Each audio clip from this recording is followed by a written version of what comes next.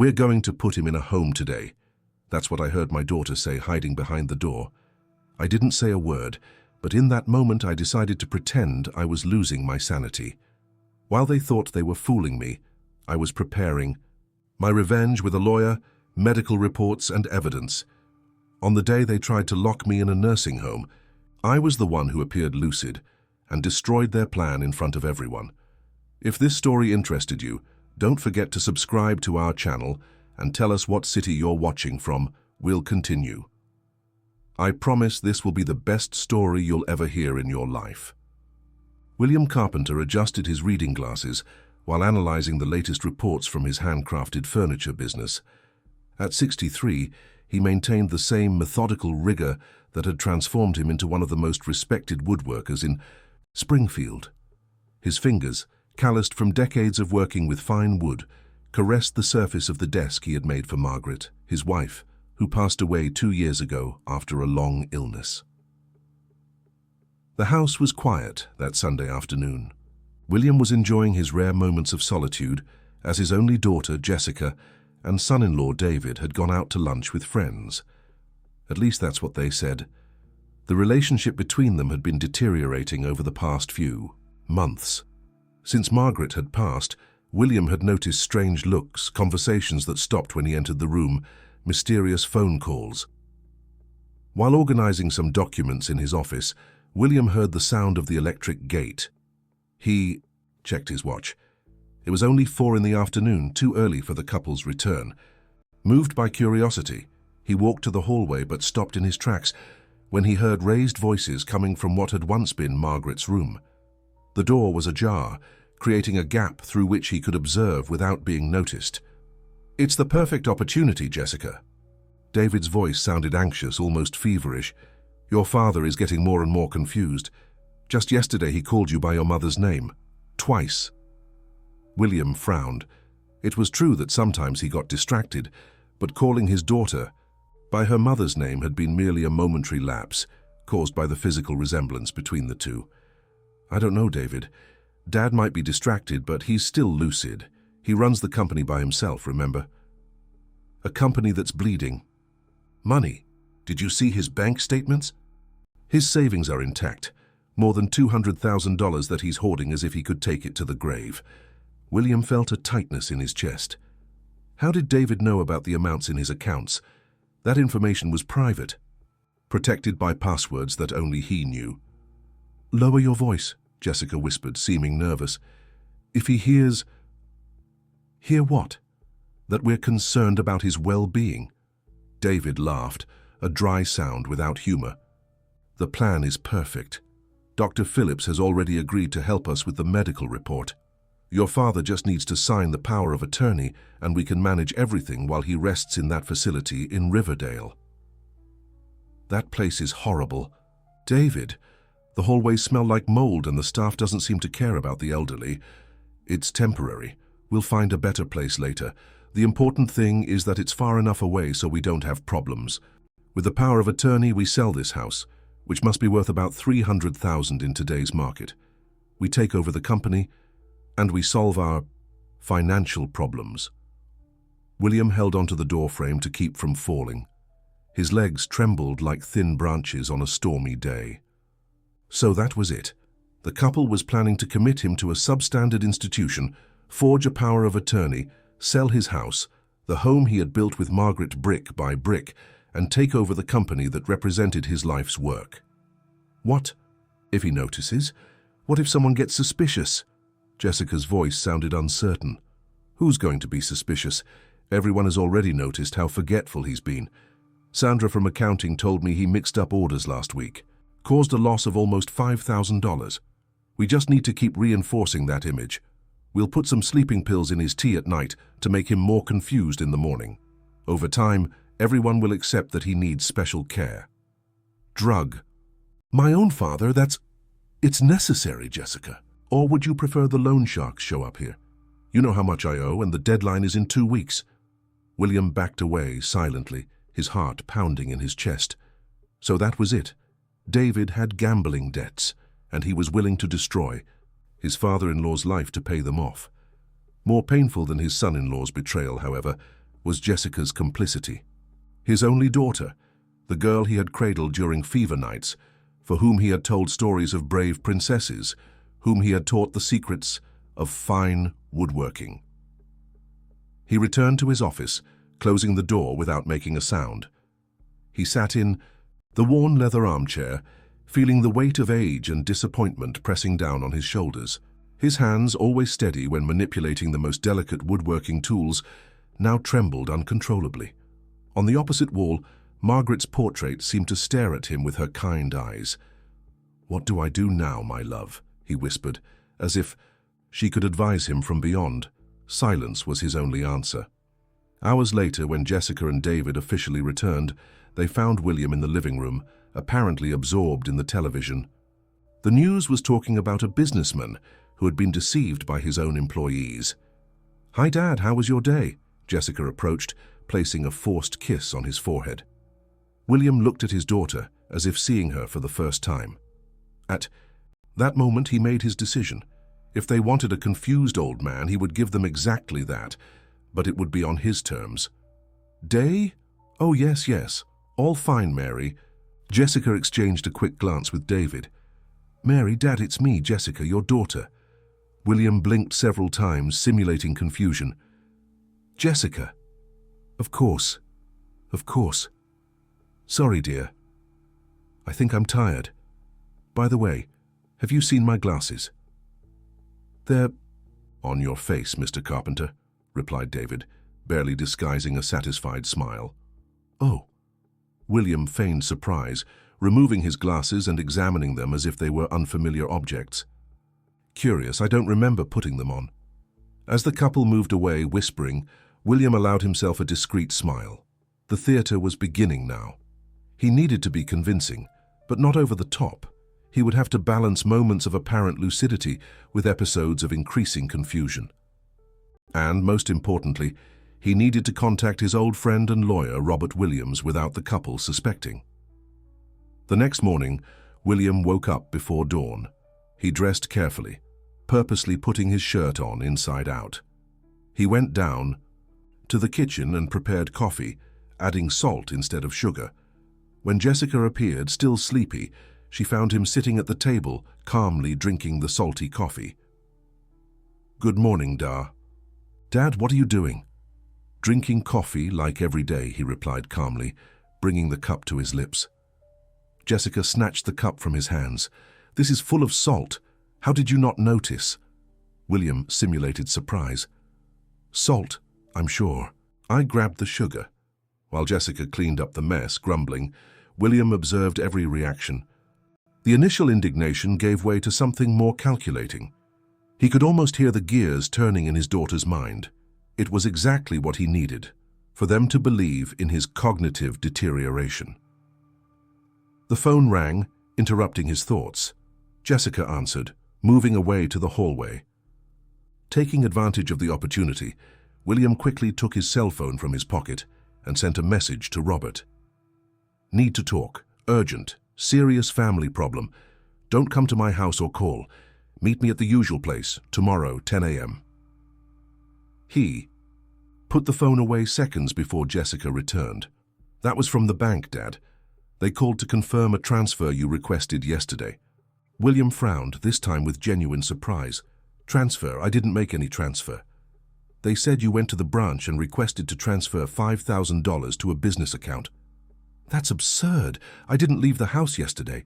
Jessica sighed, placing her hand on his shoulder. "It's okay, Dad. I'll take care of it. Maybe it's better if you let me handle your finances for a while. It's getting dangerous." William nodded slowly, interpreting resignation.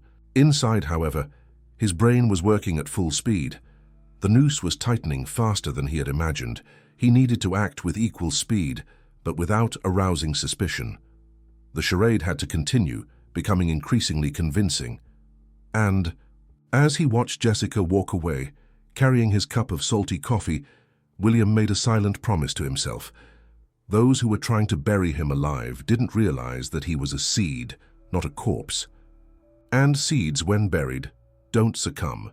They germinate. The next morning, William woke up determined. The theater he had begun to stage needed refinement, nuances that would convince even the most skeptical of observers. While deliberately dressing in mismatched socks, he planned each step of his strategy. At 10 o'clock sharp, he parked his car 3 blocks from the coffee shop where he usually met Robert. He walked slowly, carefully observing whether he was being followed. The paranoia wasn't unjustified. He knew his son-in-law well enough to know that he might be monitoring his movements. Robert was already waiting at the back table, like in the old days. The lawyer, with his well-lived 70 years, was more than a legal advisor. He was the friend who had stood by his side when Margaret fell ill, who supported him in the dark days after her departure. "You look worn out, Bill," said Robert after a tight hug. "I have reasons to be," he replied, sitting down. In a low voice, without omitting details, he narrated everything he had discovered. With each revelation, Robert's expression hardened. "This is very serious," stated the lawyer when William finished his account. "We're talking about several crimes, fraud, embezzlement, document forgery, potential false imprisonment." "I don't want to prosecute my daughter," interrupted William, his voice breaking. "I want to protect my assets and, if possible, make her see the mistake she's making." Robert sighed, adjusting his glasses on his aquiline nose. "I understand your paternal feelings, but we need to be practical. If they're willing to forge a power of attorney and commit you against your will, we're dealing with people who have crossed a very serious moral line." William nodded, his heart heavy. "What do you suggest?" "First, let's protect your assets. Today we'll transfer your main investments to accounts that only you will have access to. Then we'll draft a document invalidating any power of attorney that appears in your name in the coming months. Third, we'll hire an investigator to document David and Jessica's actions." "And what about my act? Should I continue?" "Not only continue, but intensify.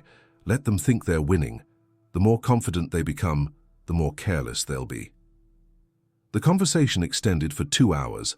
When they said goodbye, William felt simultaneously relieved and apprehensive.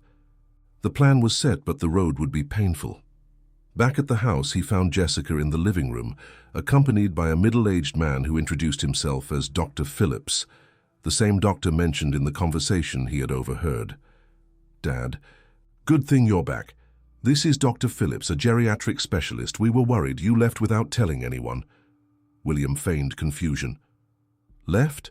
Oh yes, I went to visit Margaret's grave." The lie came easily, fueled by the memory of the wife he had loved so much. "Mr. Carpenter," intervened the doctor with false cordiality, "your daughter has reported some concerning episodes, mental confusion, memory lapses, erratic behavior. I'd like to do some simple tests, if you don't mind." William nodded docilely, playing the role of a submissive elderly man. During the following hour, he answered the doctor's questions with calculated imprecision, getting enough right not to appear completely incapable, missing enough to suggest significant decline. "What day is it, Mr. Carpenter?" "Tuesday.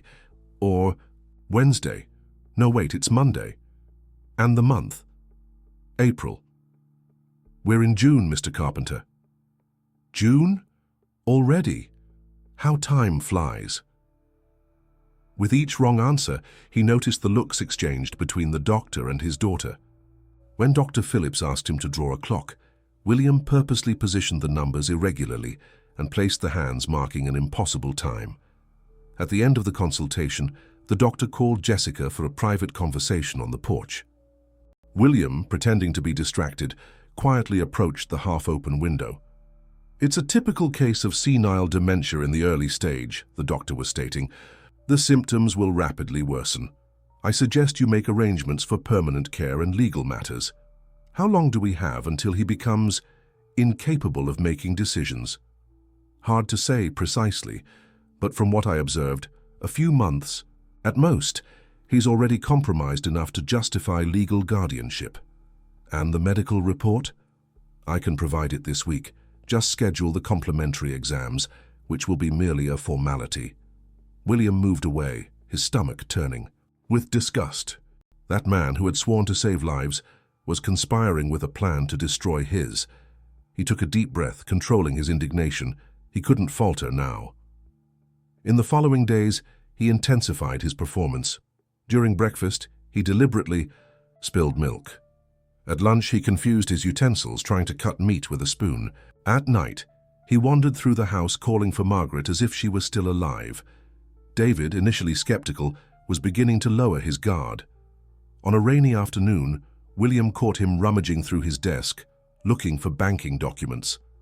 He pretended not to notice, mumbling something incoherent about birds at the window as he moved away. A week after meeting with Robert, Jessica appeared with a stack of papers. "Dad, I need you to sign these documents. They're for your own good, to protect your assets." William examined the papers with apparent difficulty, furrowing his brow as if the letters were dancing before his eyes. They were exactly what he suspected. A broad power of attorney, giving Jessica full authority over his assets and decisions. "What is this, honey?" he asked, keeping his voice trembling. "It's just an authorization for me to take care of your accounts, Dad. You've been so confused with numbers." William nodded slowly, taking the pen. With trembling fingers, he signed each page, but not with his usual signature.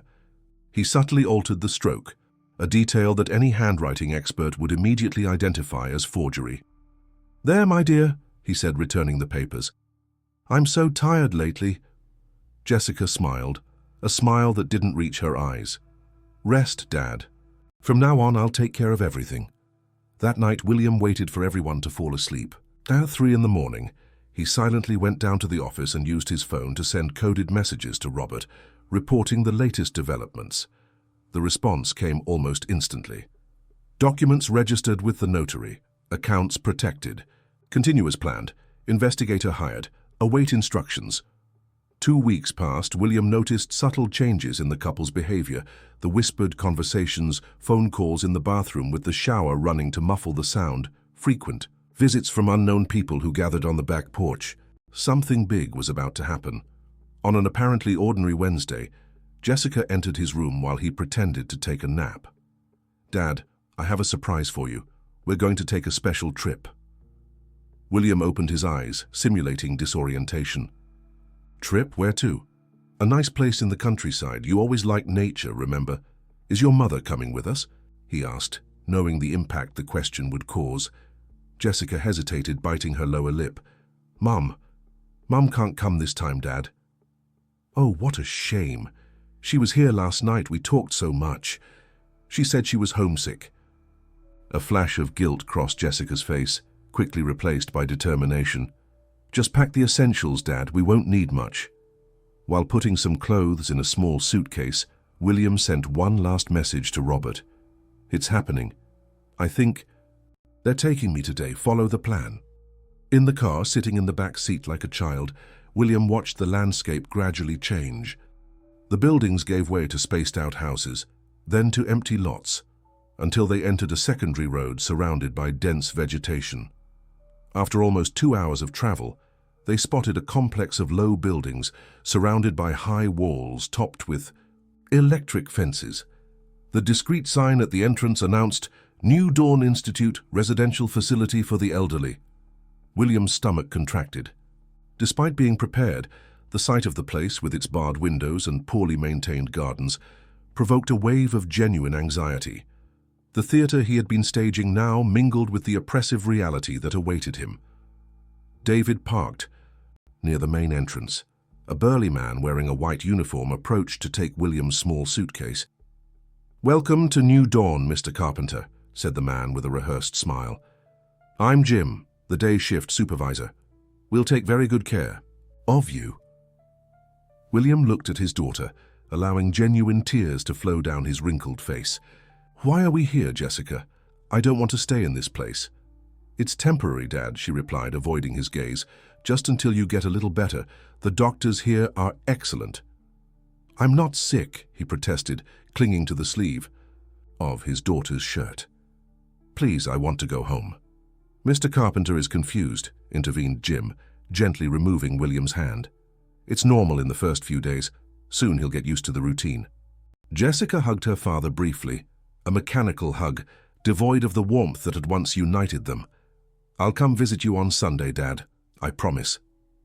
As he was led inside the institution, William cast one last look at his daughter and son-in-law. They were smiling, relieved to finally have implemented their plan. They didn't know that this apparently fragile and confused elderly man was only in the first act of his own spectacle. The interior of the institute was even more depressing than its facade suggested. Damp corridors with peeling paint, a persistent odor of cheap disinfectant mixed with urine, elderly people with empty gazes sitting in plastic chairs lined up against walls stained with mold.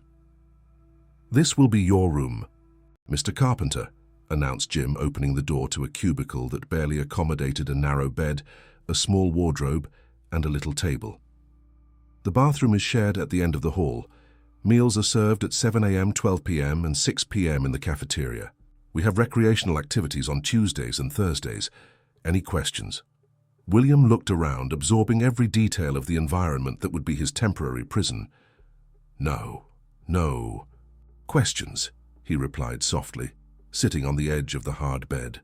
When the door closed, finally leaving him alone, he allowed himself a moment of true vulnerability. The weight of betrayal, the magnitude of what he was facing, the uncertainty about the outcome of his plan, all of this hit him like an avalanche.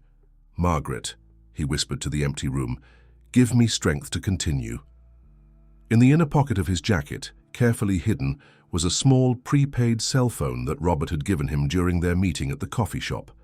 It would be his line of communication with the outside world, his anchor in reality as he navigated the murky waters of the farce he had created. Night fell, bringing shadows that danced on the peeling walls. Lying on the uncomfortable bed, William mentally rehearsed the next steps. The game had only begun, and he was determined not to be just a piece on others' chessboard. He would be the player who, at the right moment, would declare checkmate. The first dawn at the New Dawn Institute brought a depressing symphony. Distant moans, the metallic clinking of trays being dragged through the corridors, harsh orders from the staff. William opened his eyes on the narrow bed, his body aching from the inadequate mattress. For a moment, he allowed himself to feel the full weight of the situation. Not just the family betrayal, but the cruel reality faced by so many elderly people abandoned in similar institutions. He heard dry knocks on the door before it opened unceremoniously. A middle-aged woman wearing a yellowed uniform and a bored expression entered, pushing a cart. "Good morning, Mr. Carpenter. I'm Nancy, the morning shift nursing assistant. Time for your medication."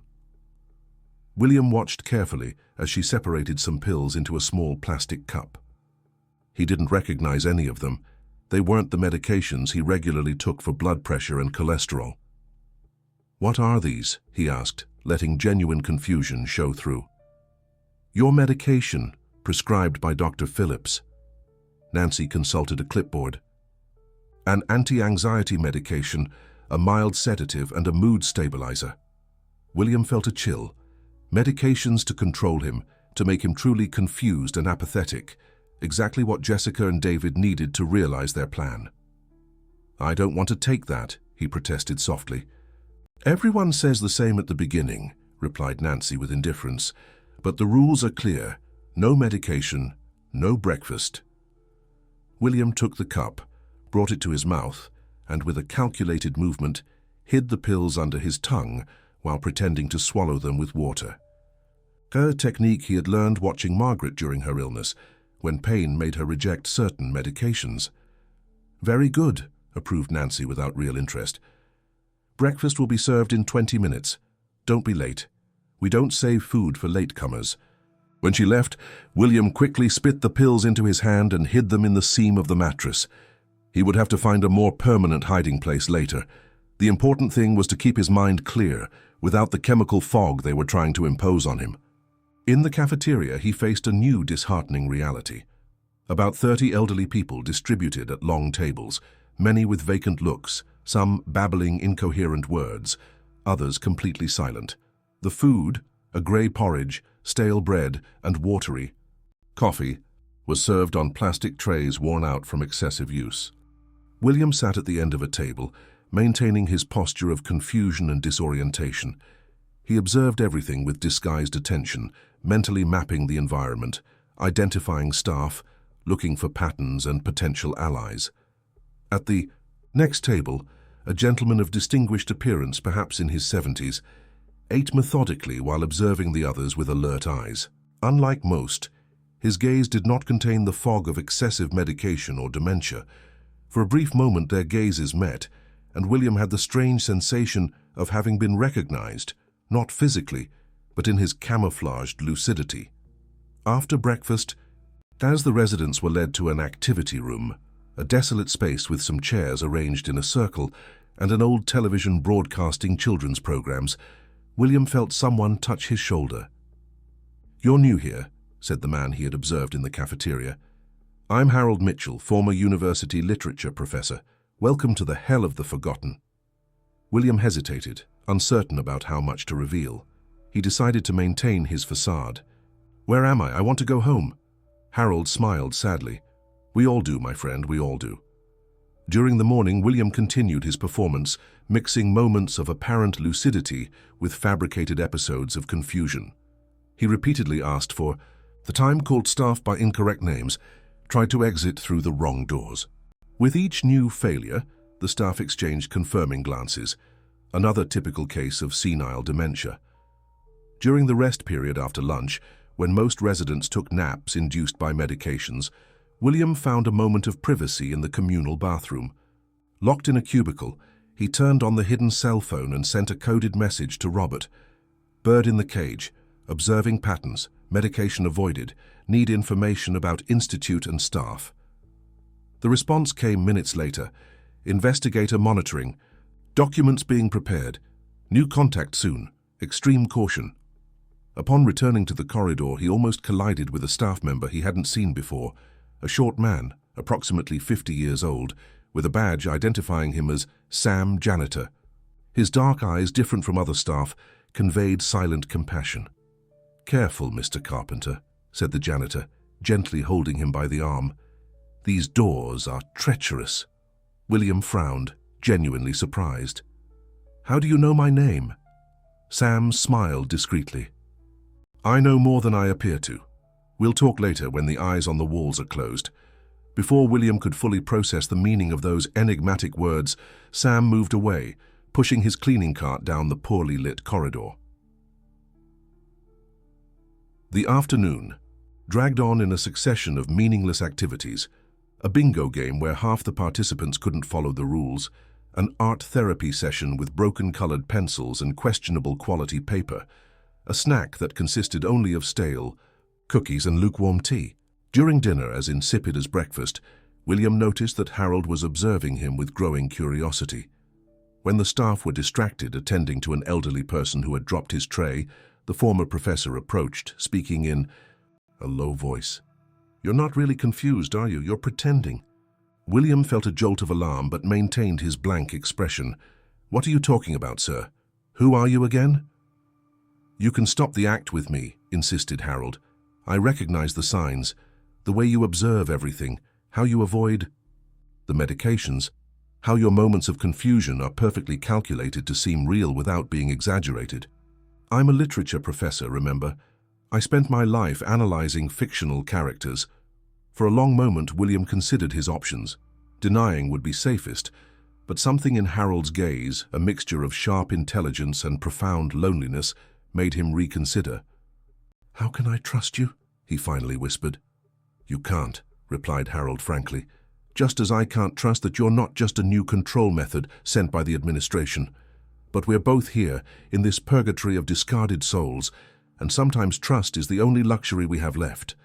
Before they could continue the conversation, they were interrupted by Supervisor Jim, who announced the end of dinner and the beginning of socialization hour, a euphemism for the period when the elderly were lined up in front of the television, sedated by medications and monotonous programming. In the darkness of his room hours later, William heard a light scratch at the door. He rose cautiously and opened a crack, finding the somber face of Sam, the janitor. "Come with me, Mr. Carpenter," he whispered, without making noise.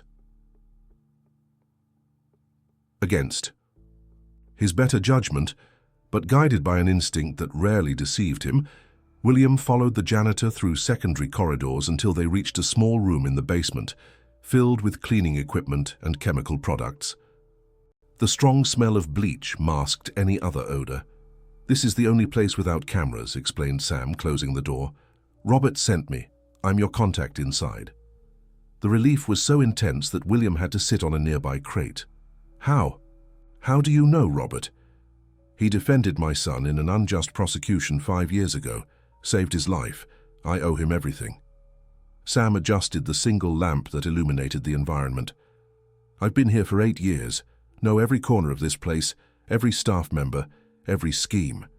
"Scheme? New Dawn isn't just a repository for unwanted elderly, Mr. Carpenter. It's a sophisticated fraud operation. Families pay fortunes believing their relatives receive quality care. The reality is quite different. Excessive medication. To keep everyone docile, precarious food, questionable hygiene, and the worst, diversion of retirement benefits." William felt his stomach turn. "And no one reports it?" Who would believe the word of confused elderly against that of respectable doctors and administrators? Sam shook his head.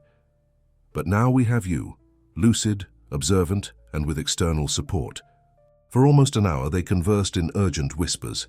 Sam provided valuable information about the Institute's routine, the shift change schedules, the most cruel staff, and those few who still maintained some compassion. He explained the surveillance patterns, the blind spots of the security cameras, the moments when supervision decreased. "I can't help you openly," concluded the janitor. "I have a family to support, and they wouldn't hesitate to fire me at the slightest sign of disloyalty. But I'll be your eyes and ears, in here." "What about Harold?" asked William. "Can I trust him?" Sam reflected for a moment. "Harold is a special case. Rich family who pays for VIP treatment, but never appears for visits. He's been here for 3 years. Totally lucid, but bitter, gave up fighting. I think he saw too much. Tried to denounce it at the beginning and was silenced with threats. Now he just observes and survives." "I need him as an ally," decided William. "2 brains work better than 1. Your choice, but be careful. Despair can be as dangerous as betrayal." Upon stealthily returning to his room, William felt a renewed determination. What had begun as a personal struggle against family betrayal now gained broader contours. There was an entire corrupt system to be exposed, dozens of diminished lives to be rescued. The next morning, during breakfast, he deliberately sat next to Harold. After making sure no one was paying attention, he leaned in slightly. "You were right," he admitted in a low voice. "I am pretending, and I need your help." Harold's wrinkled face lit up with something William hadn't expected to see in that desolate environment. Hope. "Why? What do you intend to do?" "First survive, then expose what happens here, and finally recover what was stolen from me." Harold studied him for a long moment before responding. "You know what's most cruel about this place, William? It's not the terrible food or the forced medications. It's how they steal our dignity piece by piece, day after day, until we convince ourselves that we deserve to be here." "We don't deserve it," William stated firmly. "None of us." "Then count me in," replied Harold, his eyes shining with a long dormant fire. "I've tried alone and failed. Maybe together we have a chance."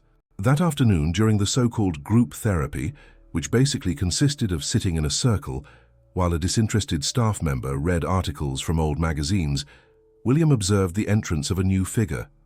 An elegant woman, approximately 40 years old, wearing an impeccably pressed white coat, with a badge identifying her as Dr. Emily Fields, psychologist. Unlike other staff, she seemed genuinely interested in the residents, approaching each one, asking questions, listening to answers with real attention. When she reached William, she introduced herself with a gentle smile. "Mr. Carpenter, I'm Dr. Emily. I recently started working here, and I'm getting to know all the residents. How are you adapting?" William quickly calculated his approach. This could be a valuable ally or a dangerous adversary, depending on her true intentions. "My daughter is going to take me home soon," he replied with a trembling voice, playing confusion. I don't belong in this hotel." Emily sat next to him, her face expressing genuine concern. "Mr. Carpenter, this isn't a hotel. It's an institution for elderly people who need special care." "Care?" William allowed a spark of lucidity to pierce his facade. "What kind of care includes locking people in empty rooms and forcing them to take medications that turn them into zombies?" For a brief instant, something flashed in the psychologist's eyes. Surprise, perhaps recognition. But her professional expression quickly returned. "I'm sure there's a misunderstanding about the institution's procedures. I'd like to talk more about this in a private session. Would you be willing?" William nodded slowly, seeing an opportunity. "Yes, Doctor. I'd like that very much." As Emily moved away to speak with another resident, William exchanged a significant look with Harold. Something was changing at the New Dawn Institute. New pieces were entering the board, and the game was becoming more complex and, potentially, more promising. That night, lying in his uncomfortable bed, William analyzed the day's events. In less than 48 hours, he had identified 2 potential allies within the Institute, established communication with the outside world, and begun to understand the true dimension of the criminal operation that surrounded him. Through the barred window, he observed the crescent moon bathing the neglected garden with its silver light. He thought of Jessica, his only daughter, who was probably now celebrating his absence while planning to sell the house where she had grown up. The pain of betrayal remained acute, but was now accompanied by a renewed determination.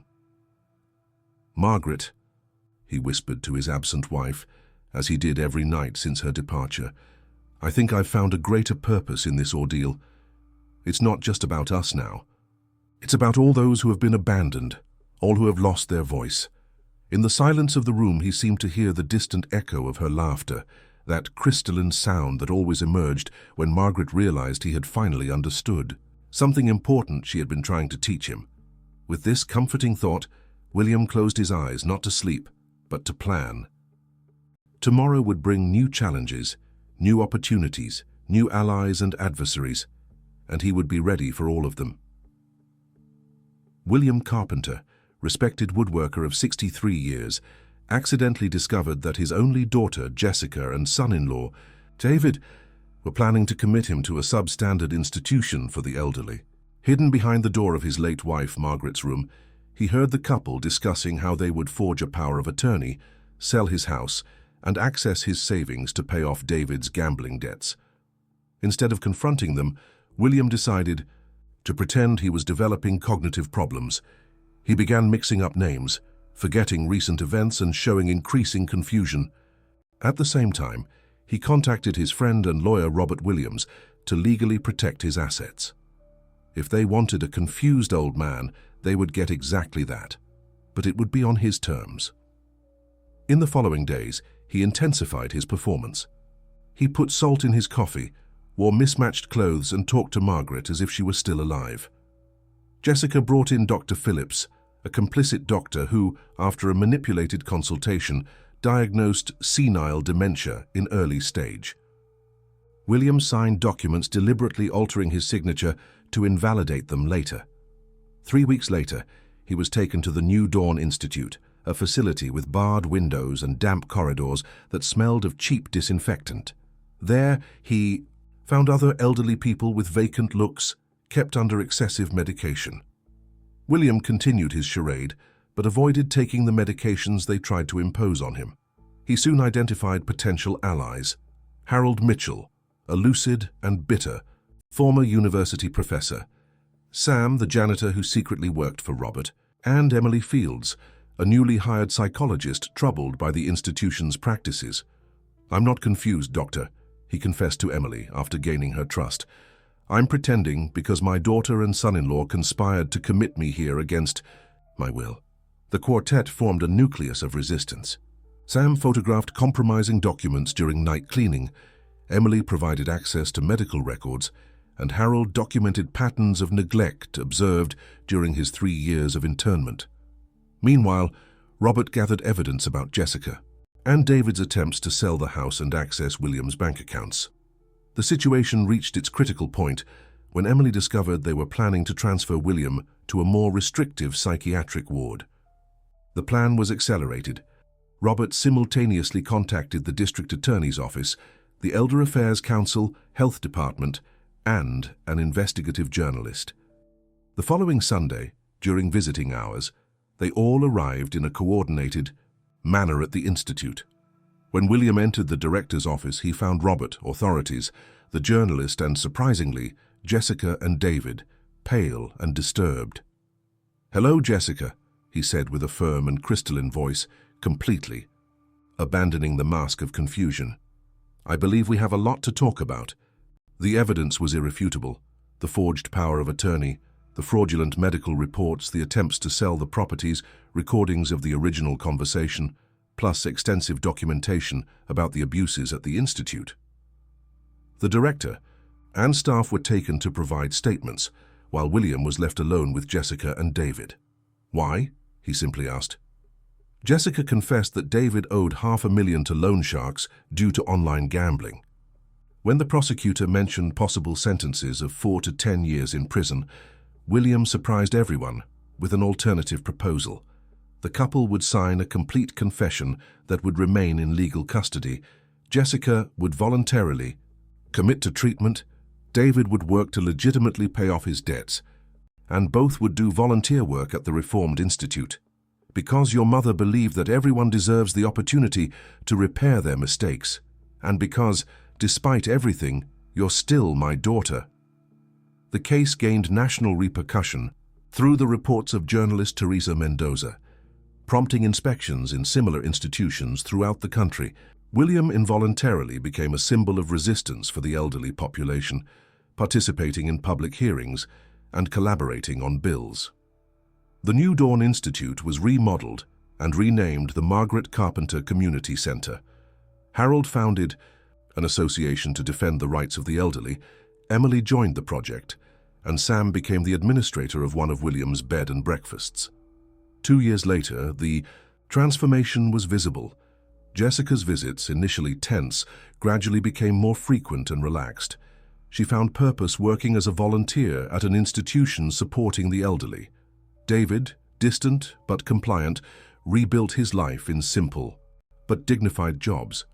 A documentary based on William's story was selected for an international film festival, generating debates in universities and health professional training centers. Sitting in his flowering garden, William contemplated the path traveled. The pain of betrayal had never completely disappeared, but he had found a peace that transcended resentment, transforming suffering into purpose. "See, my love," he would sometimes say, imagining Margaret in the chair beside him, "sometimes we need to lose almost everything to discover what really matters." The end. Dear listeners, we hope William's story has touched your hearts. For more moving narratives, subscribe to our channel and leave your like. We share stories